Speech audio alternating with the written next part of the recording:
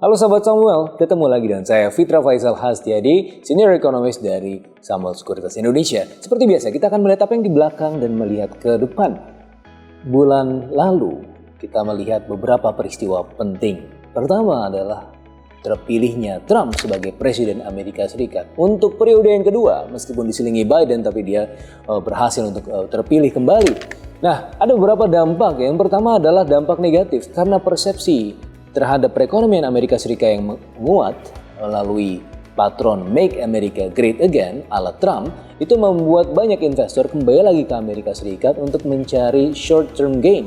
Karena perspektif pertumbuhan di jangka pendek itulah yang kemudian memicu adanya depresi dari emerging markets dalam konteks aliran modal. Itu juga yang terjadi di Indonesia, bagaimana kita melihat betapa stock market kita dan juga kemudian bond market kita keduanya tertekan. Karena adanya limited fund masuk ke Indonesia dan apalagi adanya reverse capital outflow memicu apa yang terjadi di Amerika Serikat.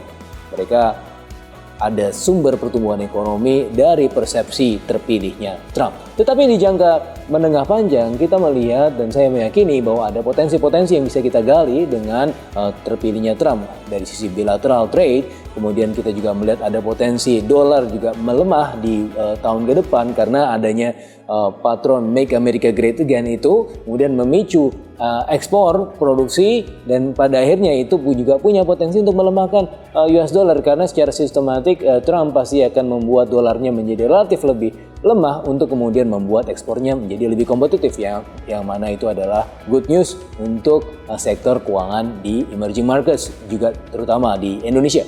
Nah, ada beberapa juga pengumuman yang lain seperti juga pengumuman yang baik, yaitu trade surplus kita sudah 54 kali berturut-turut. Terakhir diumumkan 2,47 billion US dollar. Dan juga kita melihat juga di bulan yang lalu ada foreign exchange reserve kita hit all time high 151 billion US dollar. Cuma masalahnya kalau dari sisi current account deficit itu defisitnya lumayan persisten. Ini sudah 6 kuartal berturut-turut defisit dan terakhir diumumkan 2,15 billion US dollar. Meskipun defisit ini lebih kecil dibandingkan dengan kuartal yang lalu, tetapi ini tetap saja suatu alarm kewaspadaan buat Bank Indonesia terutama untuk menjaga rupiah. Dan itulah sebabnya juga mungkin kita bisa memaklumi kenapa Bank Indonesia belum menurunkan suku bunganya kemarin ya, di bulan lalu belum menurunkan dari 6%. Ini juga kita melihat ada semacam ruang untuk turun memang di bulan Desember, tetapi kemarin ya mungkin karena ada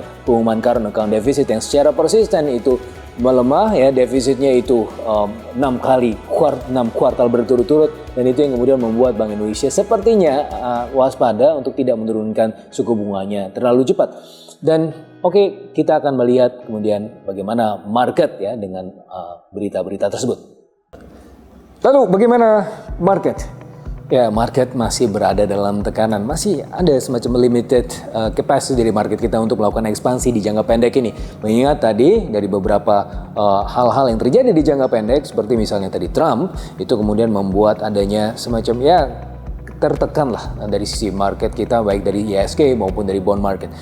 Untuk IHSG sendiri ini masih akan di trending. Kita melihat bahwa tren 7100 itu masih bisa ke bawah lagi 7010 karena memang ada potensi dari US market. Mereka melakukan rebalancing, memang mereka sekarang jauh lebih oke juga ke bond market. USD 10 year itu juga perlahan mulai turun yield rate-nya, yang juga sebagai indikasi positif juga seharusnya buat market kita. Cuma masalahnya dengan turunnya yield rate itu bukan artinya itu ada refleksi yang cukup positif di equity market kita. Ternyata ya juga lebih banyak mungkin dalam hal ini ke bond market di Indonesia. Sementara equity market kita masih relatif tertekan. Tetapi biar bagaimanapun ada beberapa momentum yang baik yang kita lihat di beberapa sektor. Tentunya di sini ada beberapa sektor yang tetap menjadi perhatian. Ya, pertama adalah non-cyclical, IDX non-cyclical, ada IDX Health, ada IDX Industry. Itu merupakan beberapa sektor yang menurut kami itu momentumnya cukup baik. Meskipun di antara tekanan-tekanan yang tadi saya sampaikan di atas. Nah, apakah ada potensi nanti akan rebound? Ya bisa jadi, karena nanti beberapa pekan ke depan kita juga akan menyaksikan adanya suatu pengumuman yang juga ditunggu-tunggu, yaitu pengumuman The Fed. The Fed kemungkinan besar akan menurunkan suku bunganya dan sepertinya ini juga akan positif buat market kita. Nah, bagaimana dengan bond market? Bond market memang masih berada di level yang tinggi yield rate-nya 6,9 ke 7, tapi menurut saya ini juga mampu untuk ke bawah lagi yield rate-nya ke 6,8 atau bahkan 6,7 karena sekarang investor lebih mencari fixed income, lebih mencari kestabilan ya dari equity market yang tengah bergejolak, mereka demand-nya lebih ke arah bond market dan oleh karenanya bisa menekan yield rate ke bawah ya 6,7 atau 6,8, apalagi juga dipicu oleh menurunnya USD 10 year yang secara relatif itu juga pasti akan relatif menguntungkan juga untuk bond market kita. Beberapa tenor yang menurut kami layak untuk dikoleksi adalah tenor-tenor yang berjangka pendek karena ini masih defensive mode, yaitu tenor 1 tahun, 2 tahun, 7 dan juga 8 tahun. Itu dari kami, terima kasih, sampai jumpa di pertemuan berikutnya. Tetap percayakan portofolio investasi Anda kepada kami, Samuel Sekuritas Indonesia. Salam.